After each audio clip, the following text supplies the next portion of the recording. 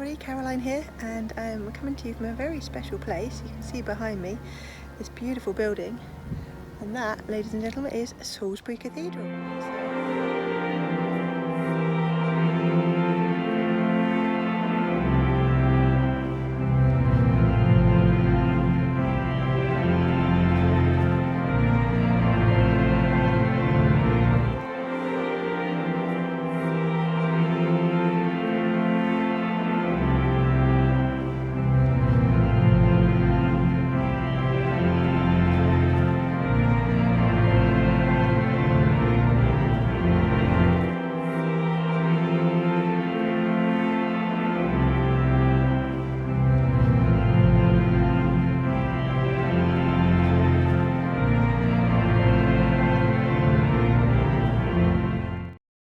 This particular incarnation of the cathedral, actually, if you look at the top of the building there, that spire, the pointy bit, that is the tallest spire of any cathedral in England.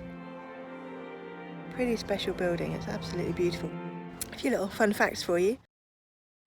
Been playing the tourist. So the cathedral was built in 38 years it took to build this cathedral, using 60,000 tonnes of stone, 2,800 tonnes of oak, and 420 tonnes of lead on the roof.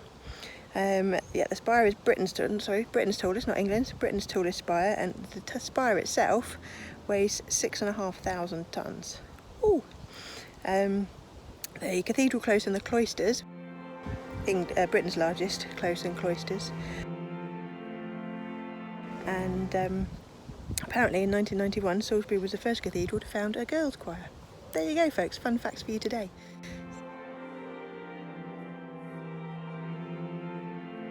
So another day, another religious building. This one is very significant in English history, and the first things we saw was the Magna Carta. So for those of you who don't know, the Magna Carta is something signed by King John in 1215 AD, and it was the basis, or it formed the basis for the relationship, I suppose, between the church and the monarchy, because the elite of society in those days, because King John wasn't apparently a very popular king, and the church and the barons didn't like the way he ruled, and so they decided they needed to set some boundaries and some rules, and so they set out this charter which regulated things like taxes, how much people should pay in taxes, and so on and so forth. And that was signed, and they've got one of the 4 remaining original copies of the Magna Carta actually here. We've seen it this afternoon. Incredible, this document, written really small. Can't take pictures of it, unfortunately, to preserve the document, but it's the best preserved one of the 4 remaining ones. There's 2 copies in the British Library and another one in Lincoln Cathedral. And there's still apparently 3 clauses in the Magna Carta which is still part of British law today.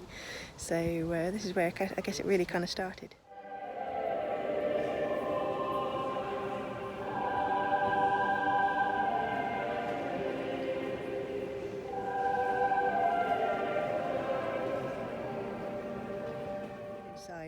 We've actually just been involved, so myself and my friend Barry sitting down the grass there, we've just got ourselves caught in a service, because today is something special to do. I didn't quite get it, I'm not very religious, to do with Mary. I think it was something to do with the Assumption of the Virgin Mary. So we just kind of sat in a bit on the service, and that was quite special. There's some beautiful organ music. I've got a choir there singing beautiful songs, and although technically I'm Christian, I was christened when I was a baby, I wouldn't count myself as particularly religious, and in fact I've kind of run away from churches and from the church and from religion and organised religion and so on for many years. And so it's been quite interesting for me today, because kind of part of my spiritual journey. Now I've kind of embarked on more of a spiritual journey. I'm much more open to listening to what the church has to say, in this case a Catholic church, because now I see it as part of a bigger picture, and I'm listening less to the actual words they use, which I still find they trigger me in some way, the words that the English Church or Church of England or Catholic Church uses. I'm trying to understand the meaning behind them, and I can see a lot more relationship with the kind of more spiritual stuff that I've now been looking into in more recent years, certainly this year. So that was an experience. So yeah, folks, there you go. A little bit of fun facts for you about Salisbury Cathedral. Not Salisbury, as some people pronounce it, but Salisbury Cathedral. There you go.